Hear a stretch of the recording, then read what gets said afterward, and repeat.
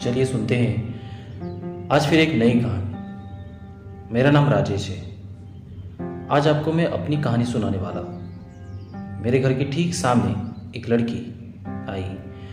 वो अपने मामा के घर पर आई थी। उसका नाम दिया था। मेरी उम्र करीब 21 साल की है और दिया भी मेरी ही उम्र की है। जब पहली बार मैंने उसे देखा तब देखते ही मुझे उससे प्यार हो गया, लेकिन उसने मेरी तरफ कोई ध्यान नहीं दिया। मैं अपने घर के बाहर ही बैठकर उसकी एक झलक का इंतजार करने लगा। इस उम्र का प्यार बड़ा सच्चा होता है। दिया से कैसे बात करूं, मैं यही सोचता रहता था। फिर दिया की बातें मेरी छोटी बहन से होने लगी। मुझे लगा कि इससे बहाने मैं भी दिया से बातें कर सकूंगा।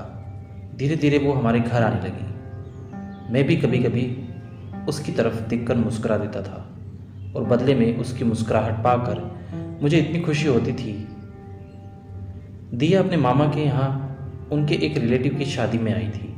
दिया मेरी बहन के साथ शादी की शॉपिंग करने जाया करती थी। मैं भी उनके साथ रहता था। मेरे लिए अब यह सब एक सपने जैसा था कि दिया के साथ मैं घूम रहा हूँ, उससे बातें कर रहा हूँ। मैं प्यार में उड़ने लगा। दिया के जिस रिलेटिव की शादी थी वो हमें भी जानते थे। मैं सारा दिन अपनी बहन और दिया के साथ वहीं रहता था। शादी में काम करना, मैनेज करना, ये सब काम करने लगा। उसकी मम्मी भी मुझे पहचानने लगी थी। मुझ पर भरोसा करती थी। मुझ पर इतना भरोसा हो गया था कि दिया को मेरे साथ अकेले ही कुछ भी खरीदने और सामान लेने भी भेज दिया करती थी। उसकी मम्मी जो हमारे सामने ही रहती थी वो तो पहले ही मुझे अच्छे से जानती थी। मैं अभी के लिए तो सुबह शाम दिया के साथ ही रहता था। मुझे प्यार हो गया था। सपना देखने लगा था शादी का। मेरे दोस्तों को पता चल गया और वो भी अब मेरी टांग खींचने लगे, मुझे चिढ़ाने लगे।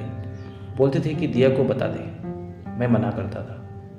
दिया का मुझे पता नहीं था उसके मन में क्या है, लेकिन उसकी आंखों से मुझे मेरे लिए कुछ दिखाई देता था।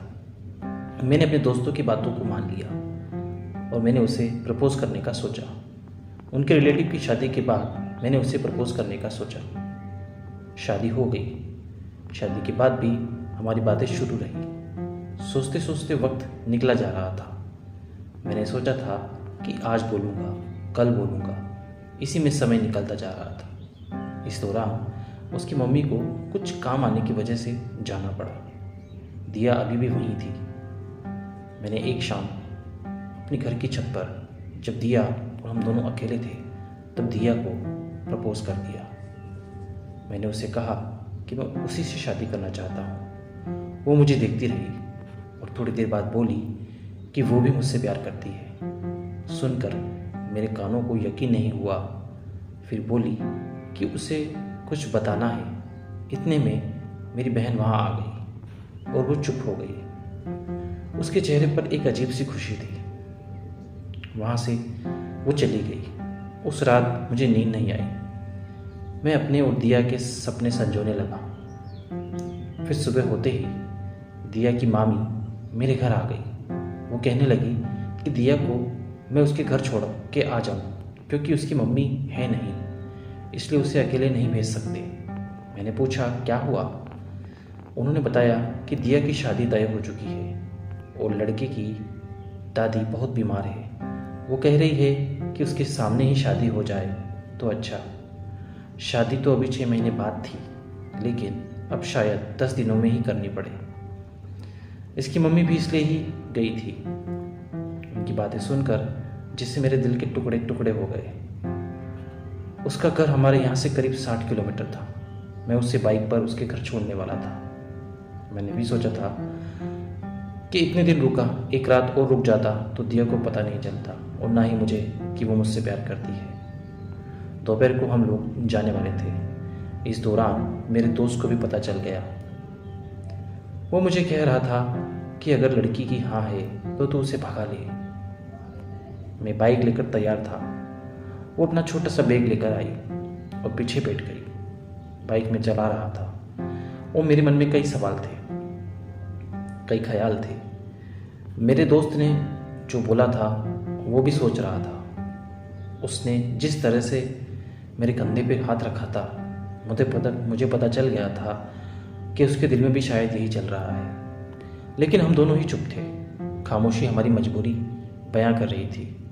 उसकी मम्मी और उसकी मामी को मुझ पर इतना विश्वास था कि उन्होंने अकेले ही उसे मेरे साथ भेज दिया। मेरे प्यार पर उनका विश्वास भारी पड़ गया था। मैंने उसे उसके घर छोड़ दिया। बाइक से वो नीचे उतरी। उसकी मम्मी मेरे आते ही मुझे देखकर कहने लगी, चल अंदर चल, धूप में इतना चला कर लाया है। खाना खाए बिना उन्होंने मुझे आने नहीं दिया। इसके बाद मैं वहाँ से निकल गया। वहाँ से निकलने के बाद मेरे अंदर एक अजीब सी शांति थी। मुझे बहुत अच्छा लग रहा था। जब कभी कोई हमें अपने दिल में, अपने घर में जगह देता है, तब हमारा फ़र्ज़ होता है उनके विश्वास को ना तोड़ा जाए, वरना कोई किसी पर भरोसा नहीं करे।